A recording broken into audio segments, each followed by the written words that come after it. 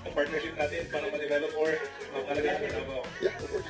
And at the very start naman. At the very start. Can you force advice on entrepreneurs from them? Wala. Si SILG na lang tanongin nyo. Kasi siya talaga nag-break ng news na yun. Because he is the first one and he is the fourth person dyan sa surrender. Kaya nabanggit ko sir na nakubibihin nyo ito ginawa ng ganito. I don't like to take credit any credit for myself. This is a concerted effort of everyone involved from mula pare hanggang ulo na trabaho ito. Nakita nyo naman iba-ibang mga regions mga nandito. Mensahe ko already sa mga pulis na magdamag na nagbabantay sa atin. Ako nagpapasalamat sa ating mga kapulisan, sa ating mga kabaro na lahat ay napakahirap para sa misyong ito.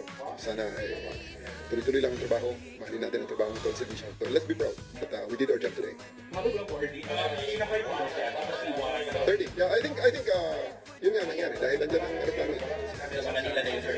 I think so, yeah. Yung C-130 boys na sa Davao na mataas kanina. Yeah.